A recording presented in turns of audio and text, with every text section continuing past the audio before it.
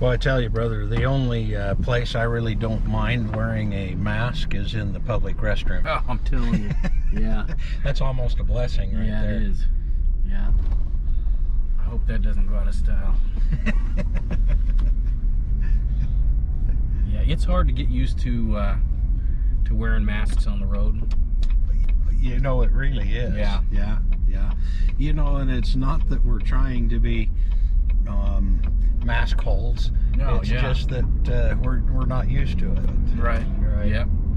Well, you know, I've spent half my life doing this. Right. You know, I mean, it's like most of the time when you're on the road, you're on the road. You're not. It's not like you're at a performance venue. Right. You're in the rig. Yeah, you know, that's right. For an hour and a half on the stage, how many hours are there on the road? Yeah. For this trip, a lot. A lot. Yeah. Right. Yeah.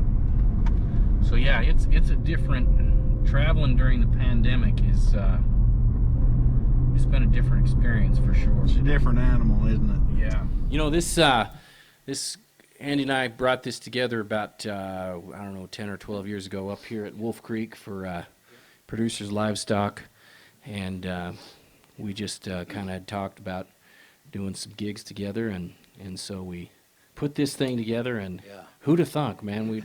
Who'd have Yeah. thunk it? No kidding. You know, I got to thank my buddy Bren here for letting me ride on his coattails. This is the best in the business right here, ladies and gentlemen.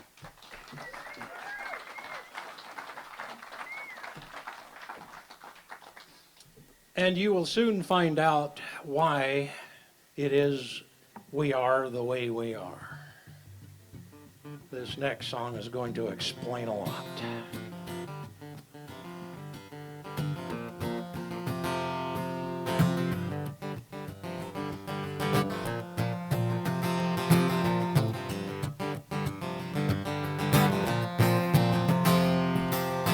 Cinched him up in the old round pen, it was the first time ever right. I felt him breathing when I stepped in, I saw the quiver in his hide. His head dropped and his hind flew up, and I dug my spurs in deep.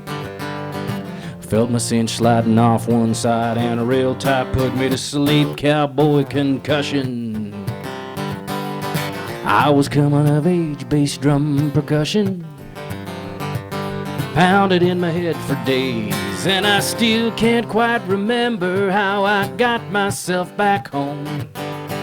All I wanted to do was go to sleep and be alone. Cowboy concussion. All I can say is I lost control. My bad, but I have no remorse. This is how I taught Bruno a lesson while shoeing that crotchety horse. Now, it takes quite a bit to upset me, but when he tried to use me for a jack, I had to show him just who was the boss, so I propped him up with my back. Then he tried jerking a foot away, so I hit him in the knee with my nose. It hurt him so bad, my eyes watered hard. He felt it clear down to my toes. Then he swooned from the pain I inflicted when I smashed my face to his head. Then I had to show him another thing or two, so I proudly stood there and bled. Then he struck at me with a front foot. But my ninja reflex was keen. I blocked his strike neatly with my forehead. A move that was ornery and mean. Then I swiftly shoved my ear in his mouth. It hurt him clear down to his jibs. He got all irate and kicked at me, but I softened the blow with my ribs.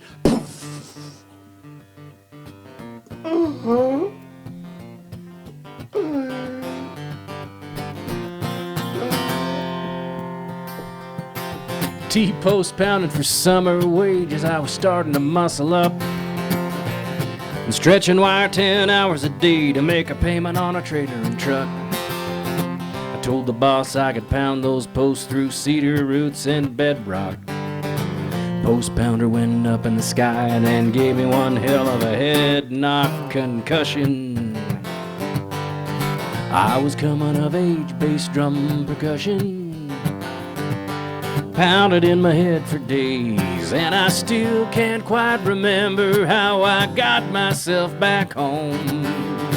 All I wanted to do was go to sleep and be alone. Cowboy concussion. Well, he was reeling so bad from my whooping, I thought I'd move on to the hind. He'd suffered enough of my punishment. I'd give one last chance to be kind, but it didn't last long. He started back in. When I drove a nail through, he kicked. So I countered his strike with my kneecap. Yeah! And at that point, I really got ticked, because the still exposed nail was yet to be bent to keep from causing more harm. So I promptly, fully buried the shank in the fleshy part of my arm. Well, I could no longer restrain myself, so I spanked his hoof with my caboose, then quickly jumped to my hands and knees to save him from further abuse. I stood him up on the back of my hand and hammered his hock with my chest. Well, it was clear he couldn't take any more when he sat on my head for a rest. Well, I could tell he was getting real tired, because it took him an hour to get off. I had to save him from my deadly wrath, so I scrambled beneath the feed trough. Well, that coward retreated right after me. Then I dealt the unkindest cut. He snorted in anguish and with horror when I filled his mouth with my butt. Well, I feel real bad for what I did to him, but it's just the nature of men. And I'll bet now he'll think twice before he picks a fight with me again.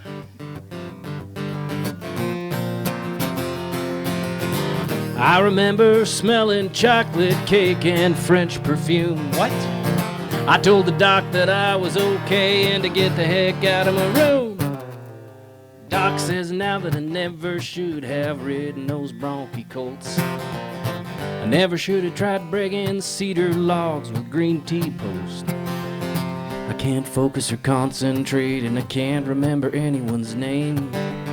So if I act like I don't give a dang, well, you know what's to blame. Cowboy concussion. I was coming of age, bass drum percussion pounded in my head for days, and I still can't quite remember how I got myself back home. All I wanted to do was go to sleep and be alone. Cowboy concussion. Cowboy concussion. Hey, who's cooking chocolate cake? Why you wearing women's perfume, Mandy?